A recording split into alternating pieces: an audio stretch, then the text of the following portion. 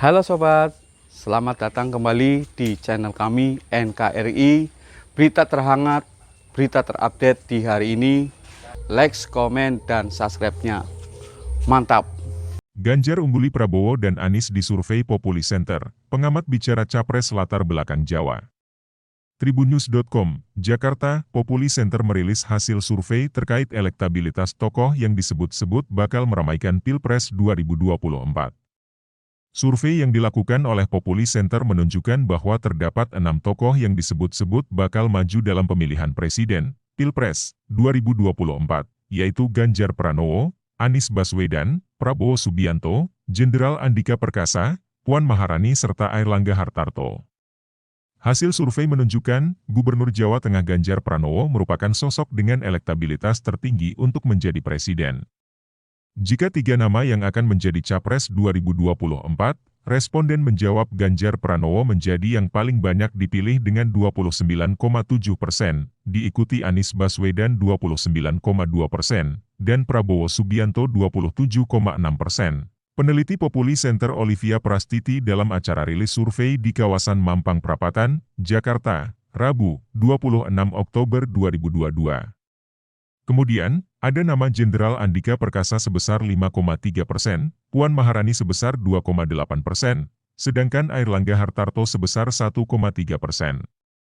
Adapun yang belum memutuskan jumlahnya sebesar 11,8%, dan yang menolak menjawab pertanyaan ini sebesar 1,5%.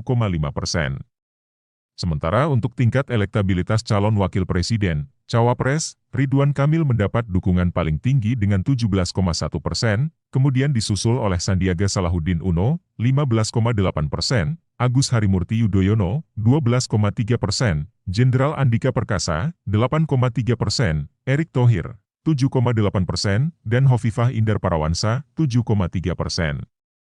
Tokoh-tokoh lainnya mendapat persentase di bawah 5%. Kemudian, sebanyak 19,3% masyarakat menolak menjawab pertanyaan ini. Melihat hasil survei dan dinamika politik yang ada, ketiga tokoh tersebut pun diprediksi bakal bersaing sengit di Pilpres 2024. Dari beberapa nama, kita melihat 3 nama yang moncer, Ganjar Pranowo, Prabowo Subianto, Anies Baswedan. Dukungan dari masyarakat tidak terlalu jauh. Satu sama lain bisa saling mengalahkan tergantung strategi, mungkin termasuk memilih wakilnya yang jadi pembeda, ujar Usep. Di sisi lain, pengamat politik dari Universitas Airlangga, Unair, Airlangga Pribadi Kusman melihat potensi pemilih di Indonesia yang kemungkinan besar lebih banyak berasal dari Jawa, secara tidak langsung juga membuka peluang pula bagi Capres 2024 mendatang.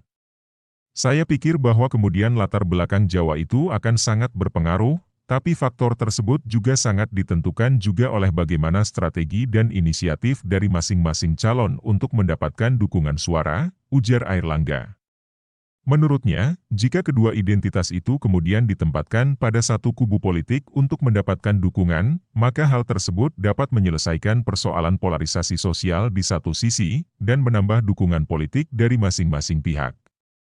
Artinya, misalnya bahwa apabila salah satu calon, misalnya dari artikulasi politik identitas A itu hanya kemudian merangkul wakil dari sesama kubu tersebut, maka tidak akan menambah dukungan politik.